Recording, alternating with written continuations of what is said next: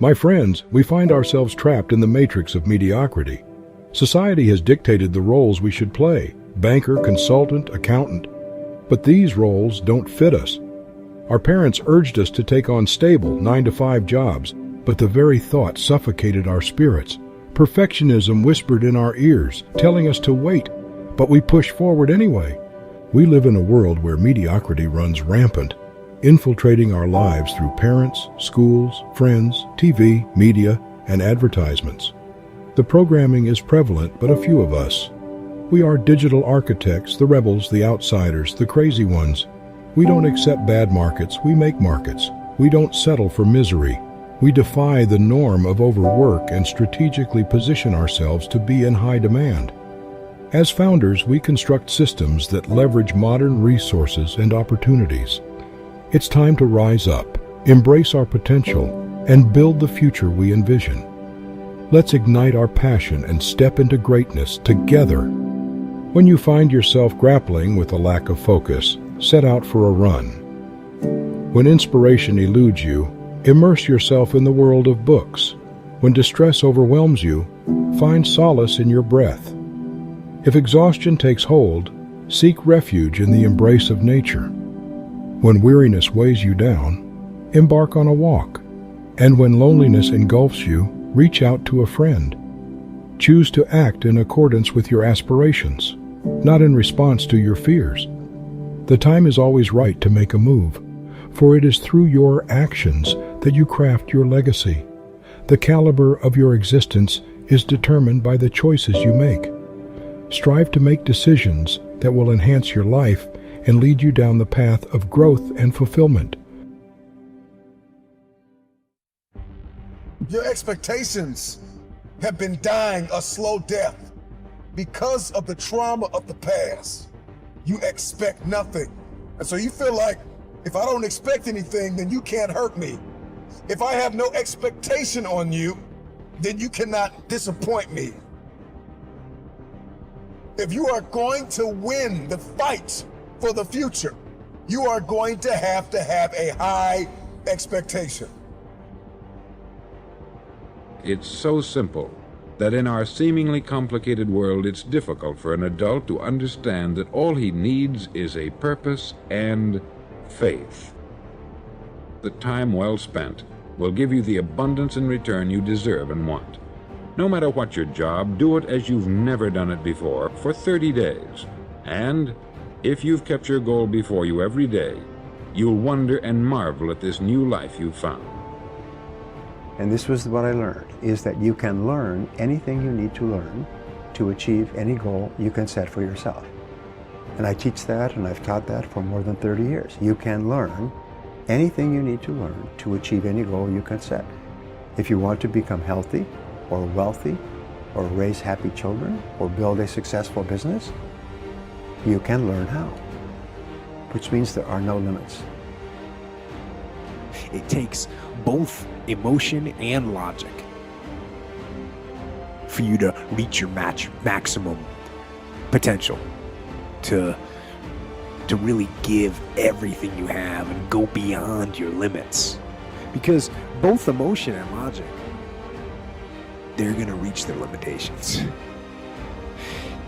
And when one fails, you need to rely on the other one. Listen to me very closely. It's our dream. Nobody's going to see it like you do. It's your dream. Nobody's going to feel it like you feel it. It's your dream. Nobody's going to be as dedicated to it as you are. It doesn't make a difference. It's your dream. And you, my friend, have been given the task to make it happen, and you can't let anything stop you from doing what you were called to do. Things are going to happen to you. Here, in order to have a fulfilling life, knowing that things are going to happen, expect the unexpected. Whatever happens to you, use everything for your upliftment, learning, and growth. You want to get out in the field where the action is, and you will be amazed after the struggle. There will be a calm period, and things will begin to click for you. Getting better isn't a hack or a trick or a one change that you need to make. Getting better is a campaign.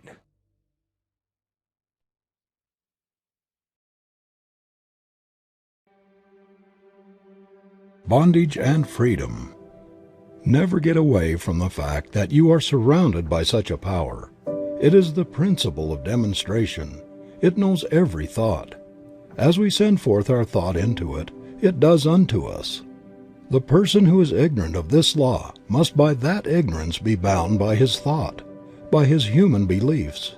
One who understands will begin to break these ties that bind him. One by one he will destroy every negative thought until at last he is able to think what he wants to think. And so he frees himself by the use of the same power that at one time bound him. We must destroy all thought that we would not see manifest and hold to that which we would see until we receive the affirmative answer. Never struggle. Mind makes things out of itself. There is no effort made. Don't think that there is so much to be overcome. Have only a calm sense of perfect peace as you realize that God is all, and that you are using the perfect law, and that nothing can hinder it from working for you. Many people are learning to do this, and no one has yet failed to demonstrate who has been steadfast, using the law in a consistent and persistent trust. All that we have to do is to provide the right mental and spiritual attitude of mind, and then believe that we already have, and the reward will be with us. We shall see it. The time will come when we will not have to demonstrate at all, because we will always be living so near to the law that it will do all for us without much conscious thought on our part. So when you say, "I am poor, sick, or weak," I am not one with the creative mind. You are using that creative power to keep yourself away from the infinite. And just as soon as you declare that you are one with God, there is a rushing out to meet you, as the Father rushed out to meet the prodigal son. The Spirit seeketh, but as long as your mind thinks in the terms of conditions you cannot overcome. The difficulty comes from our inability to see our own divine nature and its relation to the universe. Until we awake to the fact that we are one in nature with God, we will not find the way of life.